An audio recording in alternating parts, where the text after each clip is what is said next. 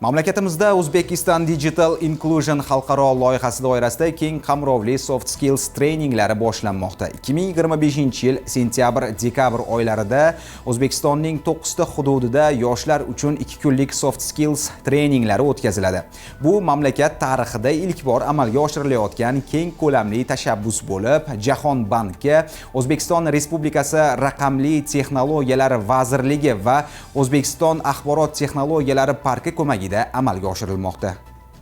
Ushbu seminar Chirchiq shahri, Jizzax, Guliston, Urganch, Nukus, Samarqand, Buxoro, Qarshi va Farg'ona hududlarini qamrab oldi. Seminar 2 kun davom etib, hududiy yetakchi oliy ta'lim muassasalarida 50 nafardan ortiq ishtirokchini jamladi. Shu tariqa loyiha nafaqat poytaxtda emas, balki Toshkent viloyatidan tortib Qoraqalpog'istongacha bo'lgan barcha hududlarda tatbiq etilishi ko'zda tutilgan. Mazkur seminarni esa Jahon iqtisodiyoti va diplomatiya universiteti raqamli transformatsiya va iqtisodiy masalalar bo'yicha prorektori Muzaffar Jalolov olib bordi. Dastur samarali muloqot, ishbilarmonlik yozishmalari va yozma kommunikatsiya, vaqtni boshqarish hamda jamoada ishlash, suhbatlarga tayyorgarlik, karyera uchun sun'iy intellekt vositalaridan foydalanish kabi asosiy ko'nikmalarni qamrab oldi. Bu trening orqali yoshlar albatta mana kasblariga qo'shimcha bir sertifikat bo'lib, ertaga o'zlarini nafaqat bir shu sohasida, balki O'zbekistonda yetakchi kompaniyalarda yaxshi bir ish topishda ham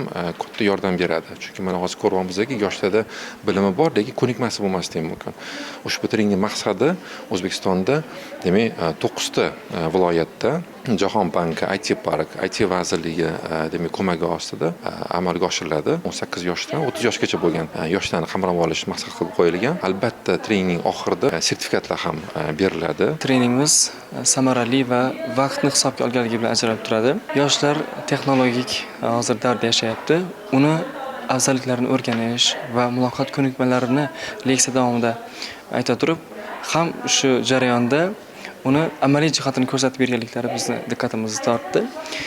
Ham ijtimoiy tarmoqlarga to'xtaladigan paytimizda ijtimoiy tarmoqlarning afzalliklari va qaysi ijtimoiy tarmoq sizga nima bera oladi kabi savollar va ularga javoblar qiziqish uyg'otdi. Trening davomida berilayotgan ma'lumotlar, yangiliklar kelgusi faoliyatimizda ham albatta kuchli tajriba bo'ladi degan umiddamiz. Jahon bankining qo'llab-quvvatlashi ushbu loyihaning global raqamli rivojlanish kun tartibining bir qismi ekanini tasdiqlaydi. Loyiha nafaqat yoshlarni ko'nikmalar bilan ta'minlaydi, balki O'zbekistonning yangi raqamli ko'rinishini yaratadi. O'zimni kasbim logopediya bo'lganligi sababli insonni jamiyatga qo'shish, uni asosiy nutqini va undan tashqari o'ziga bo'lgan ishonchini oshirish maqsadida o'tilayotgan treninglardan biri hisoblanadi. Logopediya o'zi bu insonni menligini shakllantiruvchi kasblardan bittasi bo'lganligi sababli bugungi trening menga juda ham katta ta'sir o'tkazdi. Undan tashqari bu trening mening portfoliyomga ishlash jarayoniga juda ham katta va samarali o'zini hissasini qo'shmoqda. Bugungi treningning menga yoqqan tarafi faqatgina ma'ruza o'tmasdan amaliy mashqlar bilan juda boyitildi. Bu esa treningning samaradorligini ancha oshirdi. Zero bu loyiha oddiy ta'lim emas. Bu har bir yoshga qayerda yashashidan qat'iy nazar o'z salohiyatini ro'yobga chiqarish imkonini beruvchi raqamli tizimni yaratish yo'lidagi muhim qadamdir.